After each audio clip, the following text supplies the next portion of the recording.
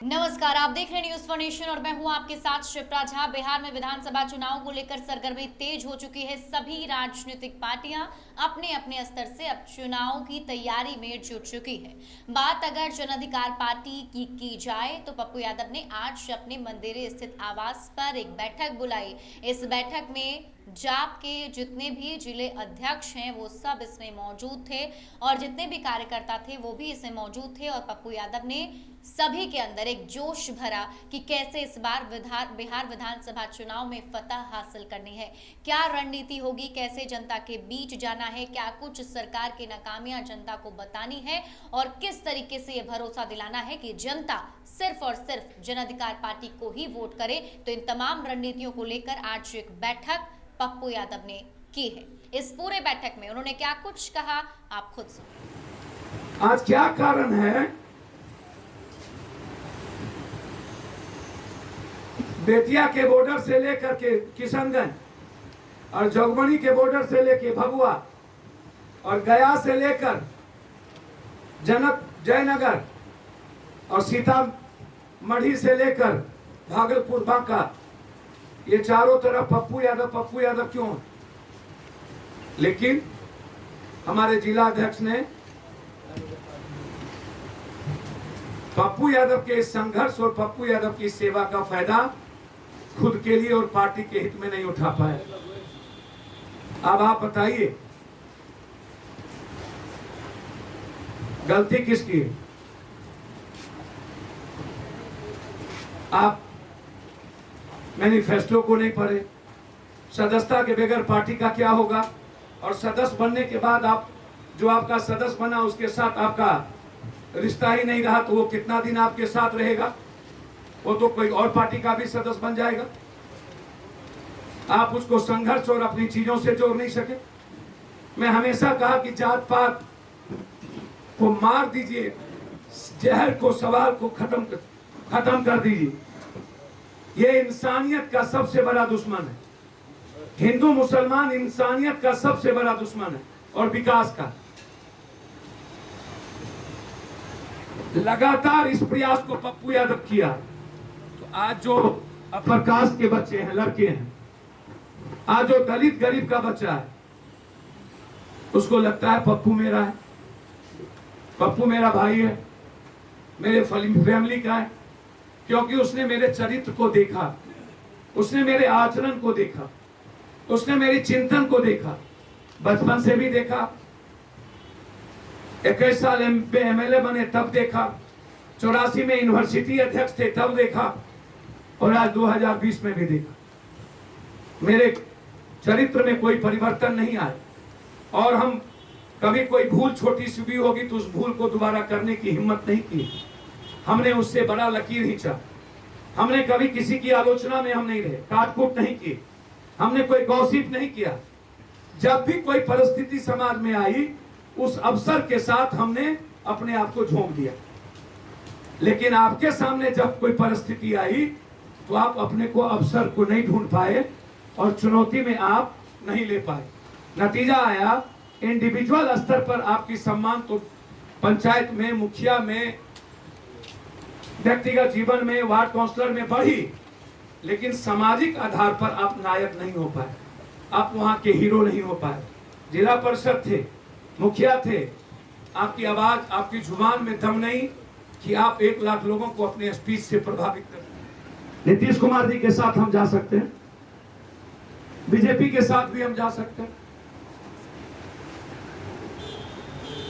फिर आप कांग्रेस के साथ भी हम जा सकते हैं, क्या दिक्कत है?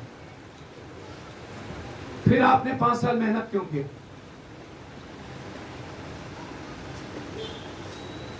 आप यदि किसी के साथ जाके पप्पू यादव को क्या फ्रीडम मिल जाएगी?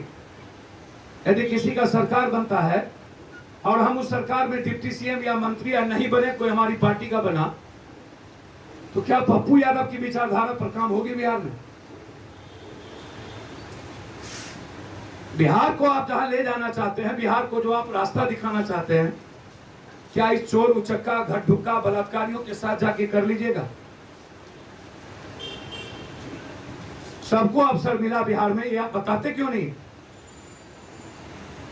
पप्पू यादव बेगर एमएलए एमपी के जब दुनिया में हर इंसान के लिए, भारत के लिए, कश्मीर से कन्याकुमारी जी सकता है, तो जब पप्पू यादव को भगवान जो जनता है उसका मौका मिलेगा, तब क्या कर सकता है पप्पू यादव? ये सवाल बहस क्यों नहीं करते? ये चौक पर क्यों नहीं जाते? चाय के दुकान पर क्यों बहस नहीं करते? पान के दुकान पर बहस क्यों नहीं करते? आप छोटे छोटे जगहों पर बहस क्यों नहीं करते? कि एक साल में हम एमएलए एमपी, मेरे पास पैसा तो है नहीं, 12 करोड़ रुपया पप्पू यादव ने ट्रांसफर किया मजदूरों के अकाउंट में। इंडिविजुअल किसी के बाप की औकात है क्या इस दुनिया में? बिल गेट्स की औकात है क्या? 5 महीने से मैं घर नहीं गया, 5 महीने से सारा चीज यदि मैं देख लूं, किट्स 10 लाख, हर हाथ को 500 रुपया, 22,000 लोगों को अकाउंट में भेजना, जोड़िएगा तो आपको आश्चर्य लगेगा। कोई पैसे वाले हम नहीं, लेकिन हमारे दोस्तों ने, परिवार ने भरपूर मदद की, पागलों की तरह मदद की। रात के 3-3 बजे तक बंबई दुनिया में अकाउंट में पैसा हम ट्रांसफर करते थे। ये काम बिल गेट्स भी कर लेता, मोदी जी कर लेते, जो कोरोना वायरस में 3 दिन के बाद पीएम केयर्स फंड बनाया, अरबों रुपया कमाया और निकाल भी लिया। पीएम केयर्स फंड खाली भी हो गया क्योंकि कोई पूछने वाला नहीं है। क्या जरूरत थी पीएम केयर्स फंड बनाने की?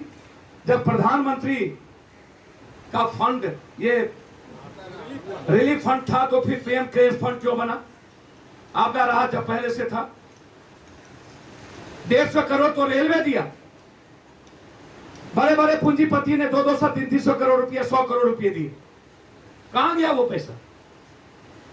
पप्पू यादव को कोई पैसा नहीं मिला,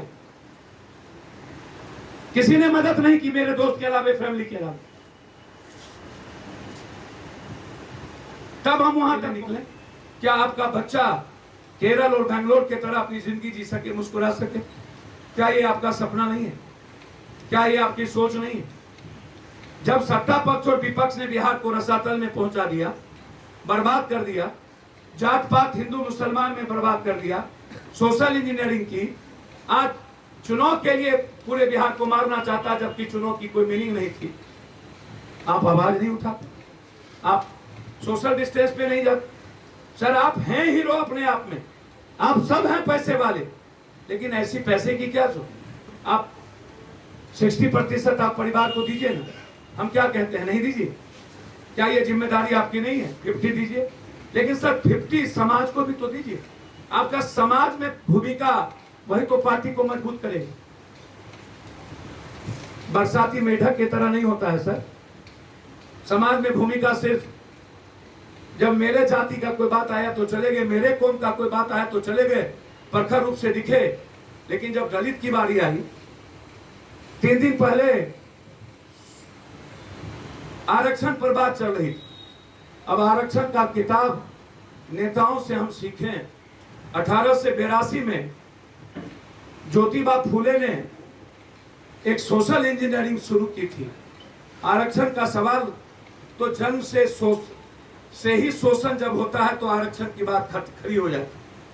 और ये काम तो कृष्ण ने भी किया, ये काम तो राम ने भी किया, ये काम तो बुद्ध ने भी किया, यही काम नानक ने भी किया, ये काम मोहम्मद ने भी किया, ये काम हजरत ने भी किया, ये काम राष्ट्रकवि दिनकर ने भी किया। ऐसा थोड़ी है ये काम आज से हो रहा है। 1901 में आरक्षण की बात आई तो आर्थिक और सामाजिक आधार भी था। हमने उस दिन कहा 90 में 100, 100 में 90 मेरा हिस्सेदारी मेरी, तो 90 में 30 दलित, हिस्सेदारी तेरी नहीं।